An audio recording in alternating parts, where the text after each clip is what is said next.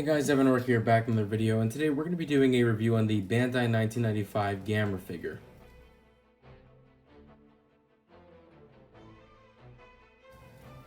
Now, if you've been a fan of my channel for a few years now, you'd know that this is my second Bandai Gamera figure. The first one I got in my birthday of 2018, but other than that, this figure is absolutely awesome. I mean, it is something, as you might expect, I got from Christmas, because we're reviewing Christmas figures here.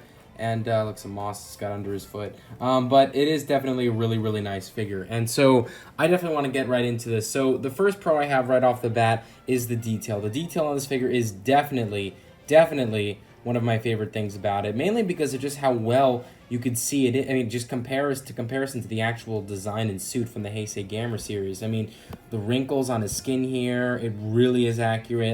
Again, Bandai does a really nice job with this, where they have, like, on the vinyl, the wrinkles of his skin, because, of course, his skin, or the skin of really any kaiju for that matter, isn't going to be, like, you know, as smooth as paper. It's supposed to be kind of, like, wrinkly and ragged and kind of old looking, so I really like the way they put that detail on there. They also put nice scales on the front part of his shell right here.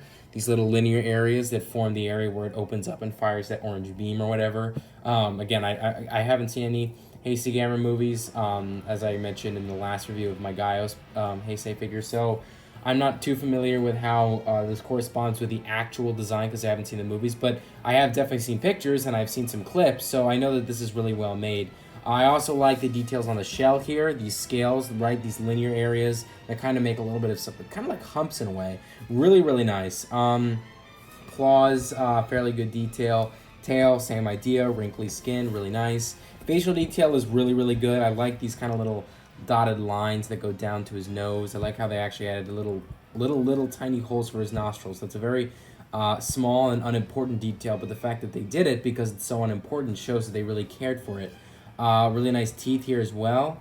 I also like the eyes. Eyes are really nice. The wrinkles under the eyes as well. So the detail on this, as you can see, is really, really nice, and it's my favorite part about this figure. So let's get into the next thing I like about this figure.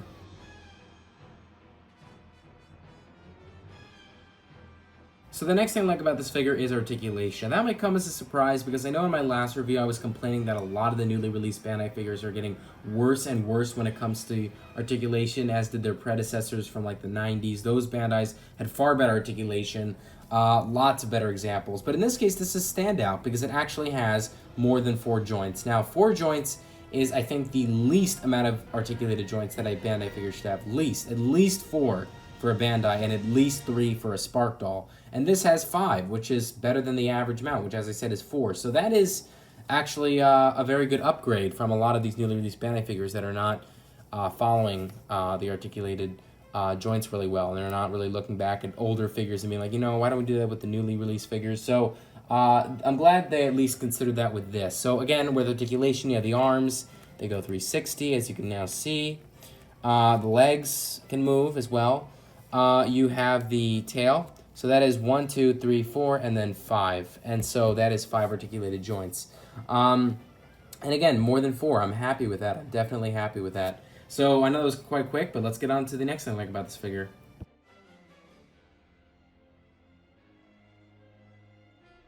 So the next thing I like about this figure is the paint job. Now the paint job on this figure is only slightly worse than the articulation. Again, our paint job is not average. Paint job is a little bit better than average. So it's in between.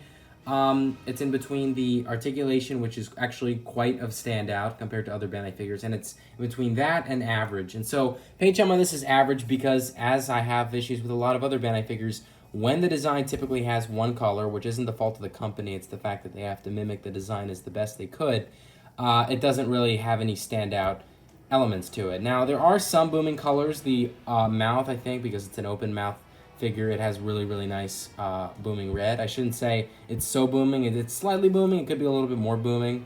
With the eyes, I really like that green color right there. And all that's left to really say that's really nicely made is the claws, which are like the darkish yellow, typical claw color for kaijus. And yes, I know that this is ever so slightly different. The color under his bottom shell is different from his typical greenish gray, but it's just slightly different. If it was a little bit more noticeable, I would say it's really good. But I do like how it has shades of golden in there. I think it was shaded very nicely in between the typical greenish gray and this goldish brown, as well as I said, all the other booming colors, the red and the green eyes, or excuse me, the red mouth and the green eyes. But again, Paint job on this is just slightly above average, okay? It's pretty good. I just feel like for what it is, it's, you know, as it's pretty good. So, yeah, let's get on to the cons of this figure.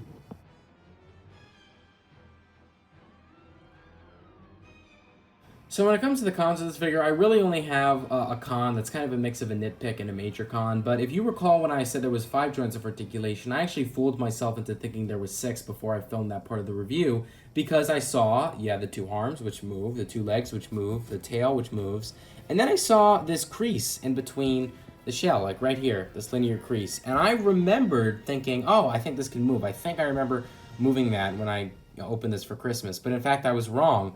I guess I never did. My memory kind of, served me the incorrect perception.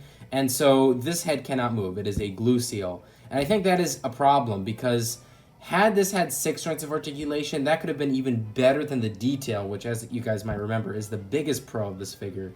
So again, it's like, it is better than, I'm not saying articulation is the problem. Articulation is good. That's why I also would have put it in the cons. But the articulation is good. It's just, what I'm putting as a con is the fact that they could have done more with it, seeing as to how there's this head that, oh right, looks like it can move, but oops, it cannot because of a glue seal, and that is unfortunate. I have never understood the purpose of glue seals, ever. I mean, if you're going to add an articulated joint, let it move. What's the point of making a crease so that it can move, but then putting glue all over it and causing it to seal? It just doesn't make any sense to me. Bandai, I don't know, I guess does this for the fun of having the person who gets this, I guess, twist it around and make sure it moves on its own. I don't know. I think it's quite frankly stupid that they do this with their figures. They've done this no matter how far back, vintage, newer figures, and when it comes to newer figures, this is a prime example. So the head cannot move, and that is unfortunate. That would have added a lot more to the articulation as a pro than originally perceived. So again, my honest opinion on this is it is a very, very good figure. That con, as I said, is a mix of a major con and a nitpick. But all in all, I'm going to rate this figure a 9.2 out of 10. Because there are no other cons of this figure, simply because there just aren't. I mean, this is a really, really well-made figure. If you're a Gamera fan, especially if you're a Heisei Gamera fan and you're into collecting, this is the figure for you. It's newly released, it's well-made, has good articulation, good detail, good paint job, or I should say average paint job, and the only con is that there's a glue seal. But of course, for people who are interested in fixing glue seals, which I'm not one of those people because I don't want to accidentally break the figure, then that's a problem you can easily fix. But anyways, guys, I hope you enjoyed this review. Like, comment, subscribe. See you guys later, and bye-bye.